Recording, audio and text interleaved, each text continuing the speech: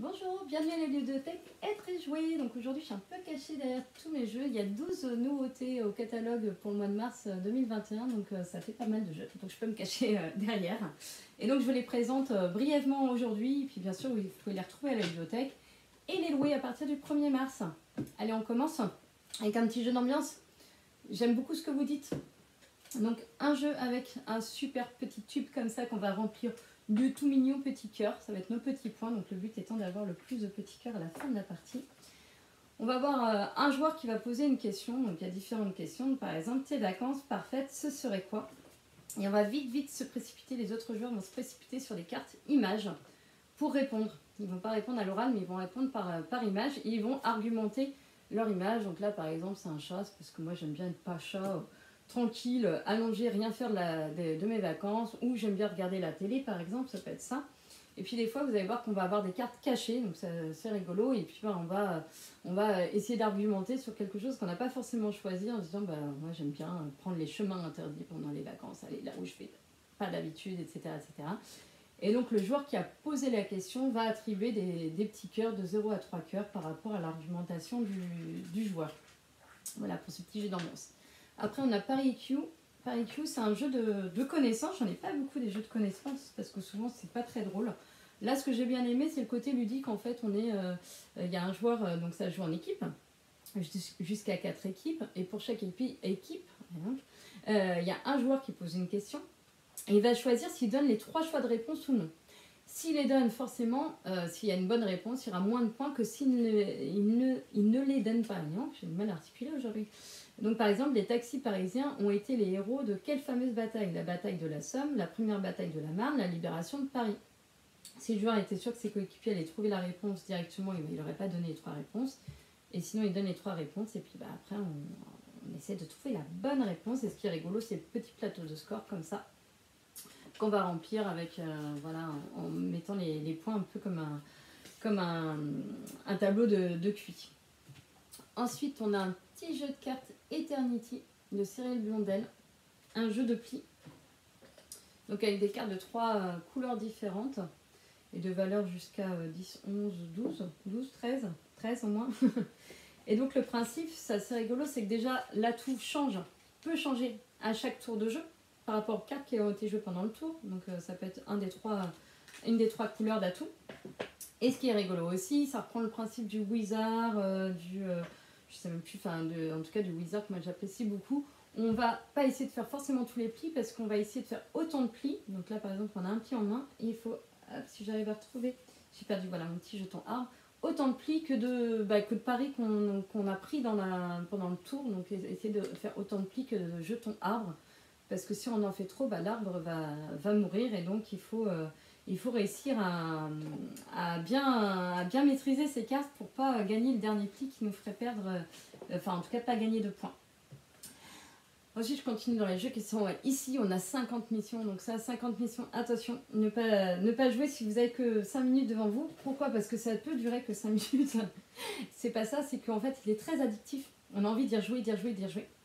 50 missions, c'est un jeu coopératif de cartes. On a donc différentes cartes de 4 couleurs différentes, de 1 à 7. On va en poser 4 au début de la partie, donc il y aura 4 tas comme ça. Et à chaque fois, à son tour, on va poser une carte, soit de même valeur, soit de même couleur qu'une carte déjà posée. Dans le but de réaliser donc, ensemble des missions. Donc par exemple, avoir exactement 2 cartes vertes sur la table, avec une carte entre les deux. Avoir 2 cartes rouges mais qui ne se touchent pas. Avoir une valeur des cartes vertes est égale à 7. Avoir autant, donc la valeur des jaunes est égale à la valeur des verts, etc. etc. Et on va essayer de gagner des médailles. Donc au bout de 15 missions réussies, on gagne la médaille de bronze. Après 4 missions après, on a la médaille d'argent et après la médaille d'or. Et le but ultime étant de gagner 50 missions. Je n'ai pas encore réussi. Mais ça ne saurait tarder, je suis à 48, donc voilà, avec un peu d'exercice. Small Detective, on est sur un jeu d'enquête, d'où son titre, d'enquête.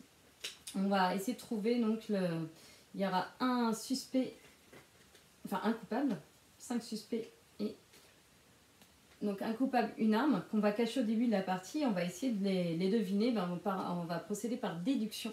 Donc Autour du plateau, on va avoir donc des petites tuiles comme ça maison avec en dessous donc un suspect donc qui n'est pas coupable vu qu'il est sous la tuile. Et on va se déplacer avec nos petits personnages dessus. Et à la fin du tour, quand on est tout seul sous une tuile, on va pouvoir regarder secrètement pour prendre connaissance de l'arme ou du personnage qu'il y a derrière. Et pour se déplacer, on va choisir en même temps une carte qu'on a en main. Et selon le nombre qu'il y a en haut de la carte, on va jouer en premier ou en deuxième, etc. Ce qui fait que ça va un peu bouger, qu'on ne va pas forcément faire ce que l'on veut. Voilà, on va se retrouver embêté parce que si on est à deux sur une tuile, on ne va pas pouvoir regarder ce qu'il y a en dessous. Ensuite, je vais faire Junk Art, qui est juste là. Junk Art, on est sur un jeu compétitif. On a chacun une petite base comme ça et on va faire de l'art. Donc on va en fait empiler des pièces sans les faire tomber. Donc ce qui est rigolo, c'est qu'on a des pièces de différentes formes, vraiment un peu de tout. Et on va essayer de les poser sans les faire tomber. Et donc dans ce jeu, on va avoir donc des villes qu'on va les visiter. Donc dans chaque ville, on va avoir des missions particulières, des façons de jeu particulières où on va poser la carte que l'on veut, on va poser la pièce, enfin voilà, on va la donner à l'adversaire, etc., etc. On va gagner donc des points de fans qui vont apprécier nos sculptures par rapport à ce qu'on a réussi à faire et aussi par rapport à la hauteur donc, de la tour que l'on fait. Et donc on a un petit mètre pour mesurer la hauteur de la tour. Je ne sais pas si on arrive à faire quelque chose d'aussi grand que ça quand même parce que c'est pas évident, vous voyez, avec les pièces de faire quelque chose qui soit stable. Ensuite on a Perd la tête, qui est juste là, Perd la tête. Donc Perd la tête, c'est un jeu qui est sorti il y a quelques temps et puis j'ai craqué, je l'ai acheté. Donc Perd la tête, on est sur un jeu donc compétitif, sauf qu'on va jouer en coopération à chaque tour parce qu'en fait on va avoir des petits boutons là verts. Hop, on va appuyer dessus, il y a un petit bloc de mousse en dessous, on va essayer de déplacer en fait le plateau comme ça, faire en sorte qu'il aille à gauche, à droite, plus en arrière, plus en avant. Et donc on va faire ça à deux, l'un en face de l'autre. On va avoir une petite sorcière avec une petite boule en dessous, un peu comme du curling, qui va se déplacer comme ça par rapport à quand on va déplacer voilà, avec les petits boutons. Et on va essayer de faire en sorte de ne pas la faire tomber, de ne pas la faire glisser aussi dans un trou. Il y a des trous sur le plateau. Voilà, ensemble. Et donc on va essayer de trouver le plus d'objets possible. Il y a des objets en fait qui sont dessinés sur le plateau de jeu. Donc il faut emmener la sorcière dessus. Et tout ça pendant le temps du sablier. Autant vous dire que c'est assez tendu, mais c'est rigolo. Qu'est-ce que je vous ai pas montré? Pangoloo. Pangoloo, c'est pareil, c'est un jeu qui est sorti il y a longtemps. Avec un iceberg à remplir, avec des petits pingouins. Donc on va essayer de gagner 6 petits pingouins. Et les petits pingouins tout mignons, ils ont des petits œufs en dessous. Donc on va essayer de se rappeler la couleur des œufs qui sont en dessous des pingouins. On va lancer les dés et puis on va soulever pour voir si on a bon. Si on a bon, on va pouvoir récupérer le pingouin, le mettre sur son iceberg. Si on n'a pas bon, on le laisse. Et en plus, si on a réussi à trouver 2 pingouins de la bonne couleur, on va pouvoir rejouer. Ce qui est rigolo dans ce jeu-là, c'est qu'il y a une variante méchante, entre guillemets, dans le jeu. C'est pas très grave, on peut être méchant, on peut y aller. Et on va pouvoir aller voler les pingouins des adversaires si on arrive à les trouver. Ce qui est assez frustrant, mais on va pouvoir se venger et après repiquer le pingouin qu'on nous a volé. Donc c'est plutôt sympa. Ensuite, on va voir Dice Forge, un très très bon jeu que ça fait un petit moment qu'il est en zone de stockage à être catalogué, mais moi j'y jouais et voilà, j'avais pas encore pris le temps de le cataloguer. Donc on a un très beau jeu avec un plateau comme ça, puis on va poser les cartes tout autour. Vraiment le plateau est magnifique, les cartes aussi. Et donc on va essayer de gagner des points. Ici les points qui sont en vert. Et pour ça, c'est un petit jeu de développement. On va essayer de gagner des ressources qui vont nous permettre d'acheter des cartes, qui vont nous permettre d'avoir des points en fin de partie, qui vont nous permettre de faire des actions différentes, de relancer les dés, etc. etc.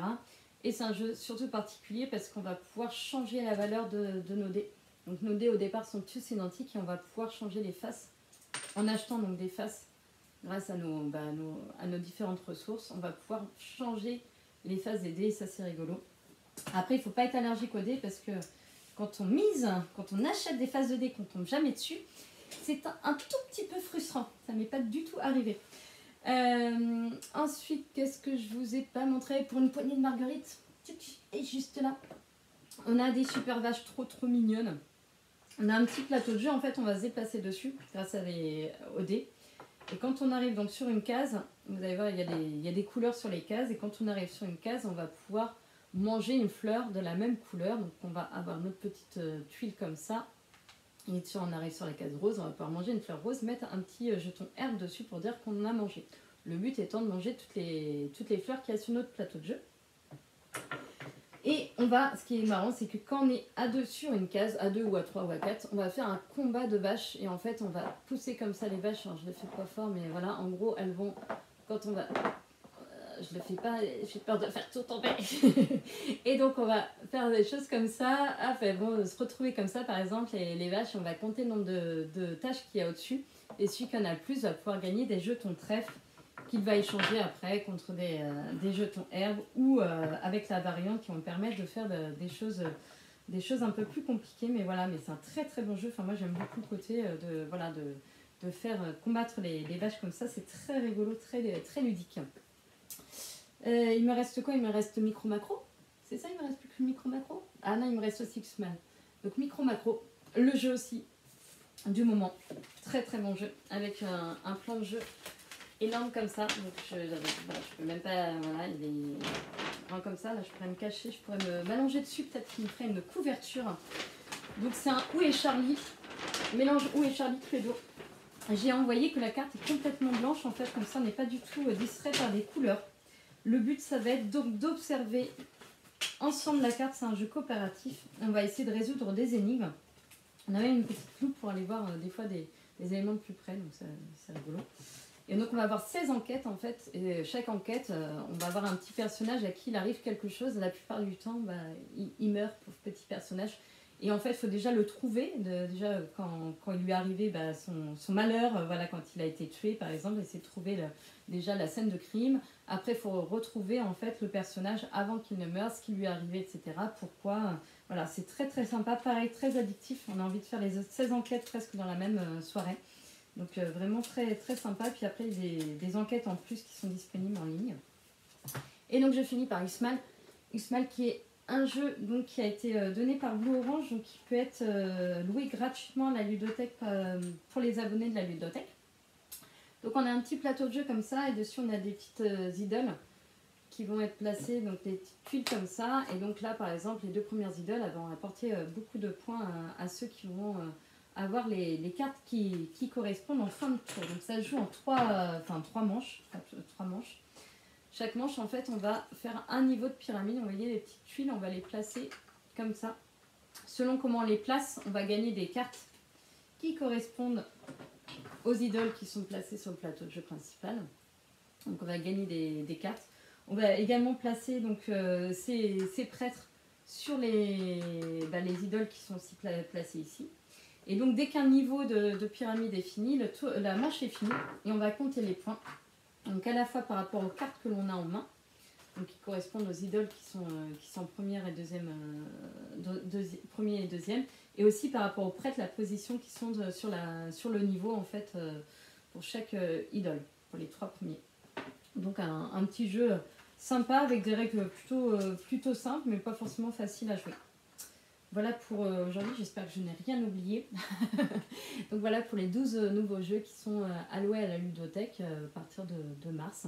Et puis je vous donne rendez-vous donc le mercredi, rappelez-vous donc des vidéos de règles de jeu, de jeux coup de cœur, mes coups de cœur d'il y a un petit moment. Donc voilà, à bientôt à la ludothèque, merci.